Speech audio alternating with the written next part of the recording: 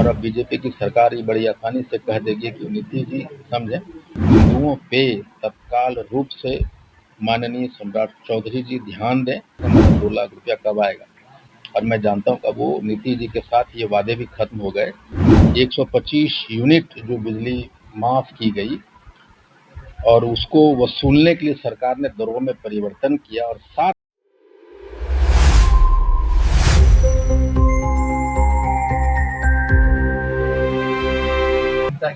देखिए, बिहार के माननीय मुख्यमंत्री आदरणीय सम्राट चौधरी जी ने शपथ लिया है और अभी हाल ही में 1 करोड़ से ज़्यादा जो पेंशनर हैं उनको पेंशन नहीं दिया जा रहा।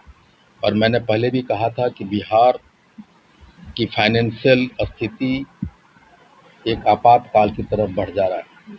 पूरे जीएसडीपी का लगभग 29% कर्ज है सरकार पे और हाल ही में त्राहिमाम है, जितने भी संवेदक हैं बिहार के उनको पैसे नहीं मिल रहे और लगातार सरकार जो वादा किया समृद्धि दौरान गए और जो 2 लाख रुपए प्रति 1 करोड़ 56 लाख महिलाओं को देने की बात थी, जिन्होंने नीतीश कुमार जी के चेहरे पे 2 लाख रुपया प्रत्येक महिला को मिलने के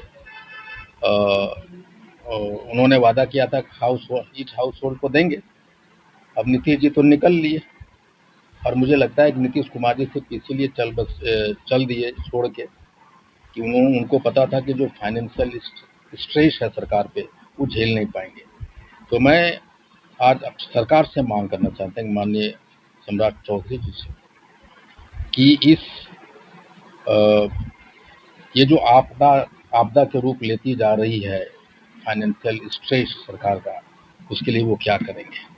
हम ये मांग करना चाहते हैं कि जो पेंशनर है, जो वेतनभोगी है, जो ठेकेदार हैं, उनको इमीडिएटली तत्काल उनका भुगतान किया जाए। और साथ ही मैं सहरसा में जब था तो मैंने देखा था कि 125 यूनिट जो बिजली माफ की गई और उसको वसूलने के लिए सरकार ने दरों में परिवर्तन किया और साथ ही बिहार के गांवों में मार्च से पहले 31 मार्च से पहले करोड़ों लोगों के बिजली के जो मीटर हैं उसको उखाड़ के लेके चले गए और उन पे करोड़ों के तादाद में एफआईआर हुआ। हर एक महिला पे वहाँ के जो बिजली विभाग के जेई है उसको एफआईआर किया है। किसी पे 40,000, किसी पे 60,000, किसी पे 80,000 का बिल थोप दिया है, एफआईआर कर दिया। और वो सारे महिलाएं, सारे जो गरीब लोग हैं वो त्राहिमाम है, वो डरे सहमे हैं। कोई जेवर बेच रहा है, कोई प्रधानमंत्री आवास की किस्त दे के अपनी कर्ज को जुटा रहा। मैं चाहता हूँ कि सरकार माननीय सम्राट चौधरी तत्काल रूप से जिन जिन लोगों के जिनके मीटर उखाड़ के ले गए, जिनको एफआईआर किया गया बिजली का भुगतान, उनको तत्काल उनको एक विशेष अभियान के तहत उसकी जांच कराए और उसको माफ करे, खासकर उन गरीब लोगों को। और साथ ही मैं ये भी कहना चाहता हूँ बिहार सरकार के कि आपके पास एक ही चारा है। अगर आप ये फाइनेंशियल स्टैंड से हटना चाहते हैं, ये शराबबंदी कानून को तुरंत हटाइए, शराब को लागू कीजिए, ताकि हमारे जो बच्चे हैं जो ड्राई ड्रग्स के शिकार होते जा रहे हैं, सिंथेटिक ड्रग्स से, उससे छुटकारा मिल सके। तो मैं माननीय मुख्यमंत्री जी से विशेष तौर पे जो पेंशनर हैं, जो ठेकेदारों के भुगतान हैं जो लंबित हैं, और बिजली